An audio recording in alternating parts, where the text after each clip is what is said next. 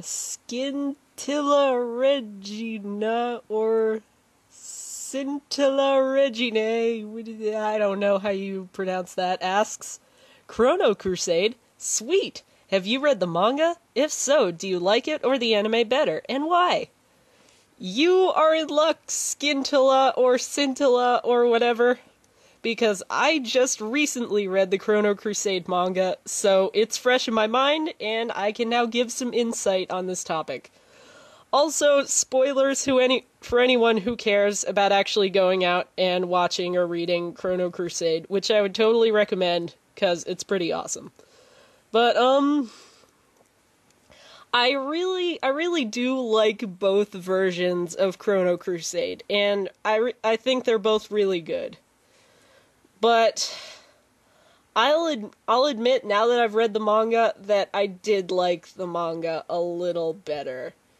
And that was kind of hard to come to terms with, because I have a really good history with watching the anime. Like, when I was first getting into anime, I borrowed a lot of series off of a friend of mine, and one of the series she let me borrow was Chrono Crusade. It was probably one of the favorite ones that she ever gave me that I really, really enjoyed. I remember, like, when she used to lend me stuff, I would, like, stay up, like, at all hours of the night on, like, weeknights and just power through all the episodes and just be really excited, and then I just excitedly talk to her about it the next day. And I have that really good, experience with the Chrono Crusade anime, so I could never say that I hated that series, because it's really good. But I'll admit that now that I've read the manga, I liked it a little better. And here's some reasons why. Probably one big reason I like the manga better is that Joshua has a much... It's not happy necessarily, but it's a better ending than what he got in the anime, and Joshua is my favorite character, so, I liked it a little better in the manga that he got to redeem himself, and he punched Chrono, and it was cool, and I liked it, and he didn't have to be a spacey amnesiac for the rest of his life, so, that all of that was good. I liked that. And, I kinda liked Satella's eventual fate a little better in the manga, too. Not to discount the more tragic version in the anime, which I really liked it at the time, too, even though it was sad. I was like, oh, that makes sense. That was a nice way to end up her character's whole arc. But I mean, I like the manga version too, because she's, interestingly enough, essentially Chrono Crusade's version of Captain America.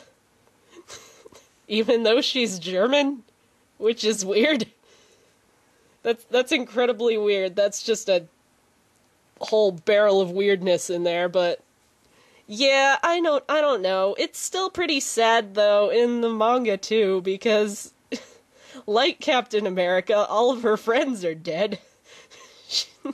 She visits Rosette's freaking grave, as Mario dies like a year before she comes back.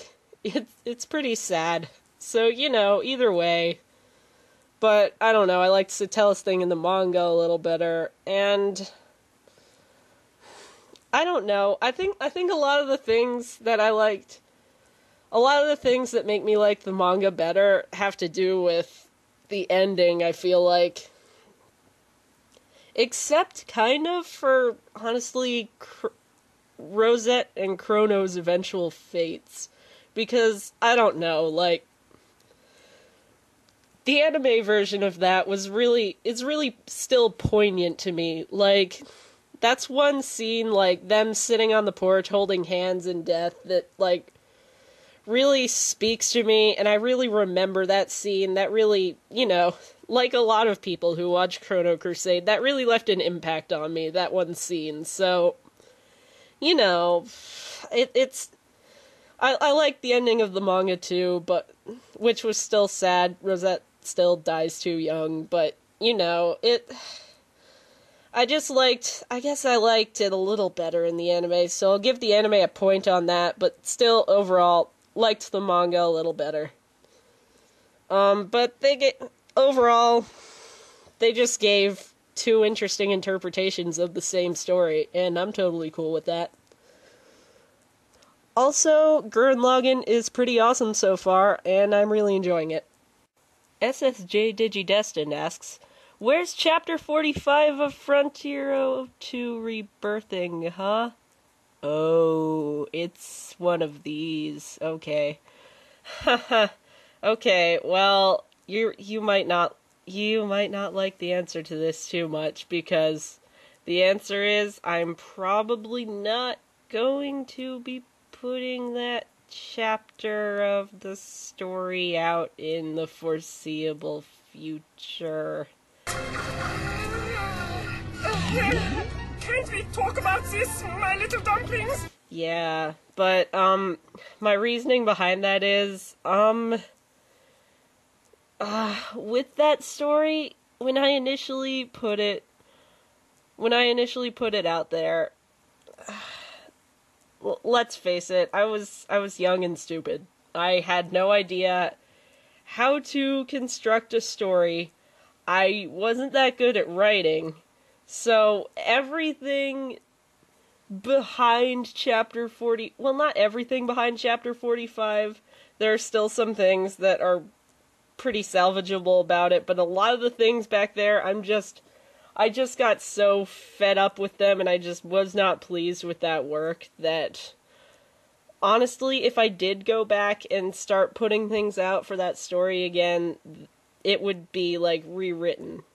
Like, way back in Home Frontier, just all of it, like, rewritten. And that doesn't mean, like, I'd change the plot really, really significantly. It would pretty much be around the same kind of thing, only a lot of the little bitty things inside of it, like maybe a lot of the character moments or, like, little tiny things in there would be a lot better, because I have actually given this a lot of thought, and I have constructed a way that if I have worked a little on, I guess I'll say this, I have worked a little on rewriting stuff for the story. So, basically, if you do see Chapter 45 anytime in the future, it'll be after I have put out a rewritten version of the story.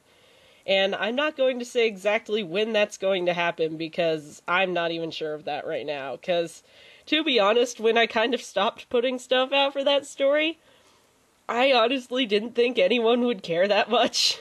But then I kept getting these comments on videos saying, hey, when are you going to put out more chapters for that? So that's actually a little flattering, because honestly when I stopped I didn't think anyone would care. So thanks for caring, and I'll see what I can do about getting a rewritten version out to you so that I can be happy with the story I'm putting out, and I can be happy with its quality, and you could be happy because it would be higher quality, and everybody would be happy, and there could be fan fiction out there that doesn't involve people touching butts. You can be my wingman anytime, Yugi. No, you say. You can be mine. No homo, right? All of the homo! Dark Zorua 100 asks, how do you feel about the ending to Black Butler Season 2, since I know a lot of people hated how Season 2 ended after Season 1 ended so well? From what I remember of watching Season 2, this was several months ago, but from what I remember, I remember I felt bad for Sebastian, because, I don't know, I was interpreting that ending, I remember in the ending he, like, had this look on his face when he realized that he could no longer, munch on Ciel's soul, that just had this soul-crushing weariness to it, the look on his face through that whole scene. I don't know. It just... After seeing I know this is weird to be, like, rooting on the demon who's going to consume a child's soul, but he just worked so hard for that soul. And I could tell he wanted it. He wanted that soul. This wasn't just like, oh, I'm gonna eat a soul anymore. This was personal. And he just wanted to eat CL's soul, and CL was like, well, we had a deal, go ahead. And after all that time, CL is now uneatable and demony. And now Sebastian is just left with that, I guess. So I remember feeling really bad for him, like, I'm sorry, dude. I'm sorry. But, other than that, I mean, I didn't really mind Season 2. If you're wondering if I hated it, I didn't hate it or anything. I thought it was fine.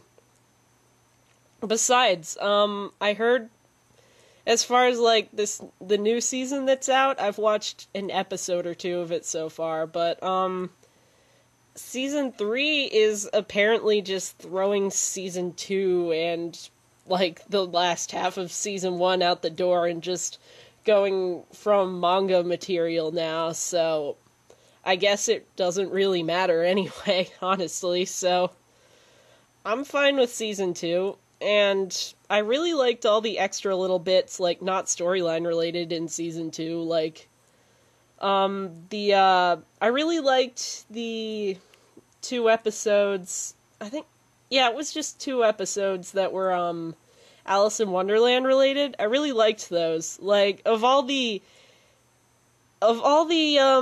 interpretations of Alice in Wonderland that, like, involve characters from shows or whatever, and they're acting out the events, that's probably the one that Black Butler did is honestly probably one of the ones I like most out of all the ones I've seen. I've seen a bunch, but that one was really cool. I don't know. It could be because with this, they were actually all British anyway, so it kind of sounded authentic for that one reason, but I don't know. I liked a lot of the extra bits in it, so I thought Season 2 was cool. It probably needed more Finny, though. Everything needs more Finny. Hark how the bells, sweet silver bells, all seem to say, throw cares away, Christmas is here, bringing good cheer to young and old, meek and the bold. Ding dong, that is your song, with triple ring, all caroling. One seems to hear words of a cheer from everywhere, filling the air. Oh, how they pound, raging the sound, o'er hill and dale, all in their towns, gaily they ring, while people sing songs of a cheer. Christmas is here. Merry, merry, merry, merry Christmas, merry, merry, merry, merry Christmas. Oh,